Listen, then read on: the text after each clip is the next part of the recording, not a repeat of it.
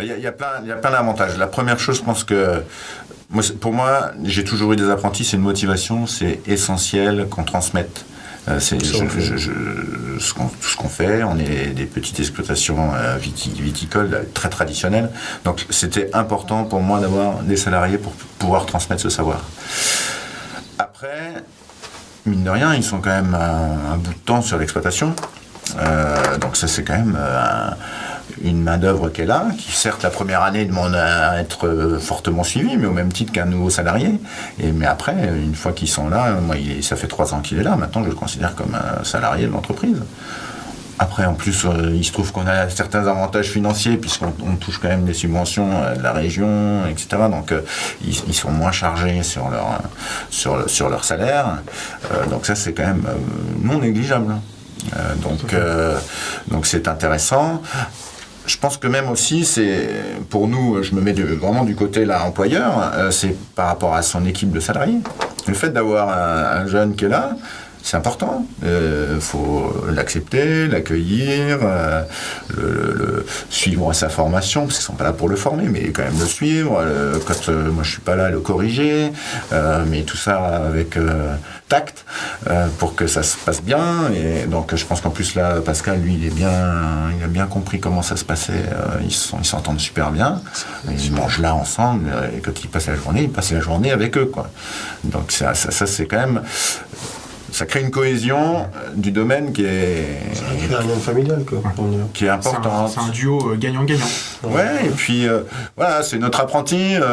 Ça crée quand même, au sein du domaine, voilà, il faut qu'il ait son examen. Donc, c'est... Donc, oser l'apprentissage, c'est une belle expérience. Ah oui, tout à fait, ouais, tout à fait. Bon, moi, je suis issu de l'apprentissage aussi, donc déjà, c'est normal que j'ai une sensibilité à l'apprentissage. Je pense que l'apprentissage, c'est quand même essentiel, notamment dans tout ce genre de métier, et le nôtre, pour pouvoir... c'est pas sur un banc d'école qu'on arrive on apprend à tailler ou à conduire un tracteur. Hein. Ouais. À un moment donné, il faut y aller. Il faut monter sur un tracteur et prendre son sécateur. Et ça, pour ça, l'apprentissage, pour moi, dans la filière viticole, même agricole en général, c'est essentiel. C'est là où on forme des bons employés, des bons collaborateurs, que ce soit... et Pascal sera un très très bon employé de son prochain employeur. Quoi. Il est au point, il faudra qu'il comprenne la politique de la maison. Ça aussi, c'est... J'espère lui avoir appris à faire la part des choses et avoir de temps en temps un œil critique sur ce qu'il fait pour pouvoir faire évoluer la méthode. Mais au moins, il aura vu différentes choses, quoi. Il sera prêt.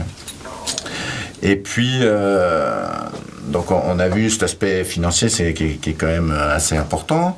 On a vu l'aspect social, donc avec toute l'équipe, où ça c'est plutôt sympa. Et puis même pour nous, propres employeurs, ça nous oblige à être clair dans un discours éducatif.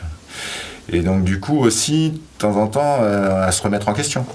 À se dire, tiens, là, on a fait des conneries, celui-là, je l'ai mal formé, parce que c'est quand même lourd de conséquences. Si on lui apporte une mauvaise formation, pour lui, il en sera pénalisé. Donc, à nous d'essayer d'être le plus rationnel possible, le plus simple possible, pour essayer de lui transmettre ce qu'on doit lui apprendre. Quoi. Et donc ça, c'est de temps en temps un travail à faire aussi sur soi. Parce que certes on peut être un très bon professionnel mais pas du tout un très bon formateur. donc à chaque fois on se remet en question, à chaque fois c'est une autre personnalité d'apprenti. Il faut s'adapter à lui, il faut qu'il y ait un temps d'adaptation puis après ça roule, quoi. Donc ça c'est un aspect aussi intéressant.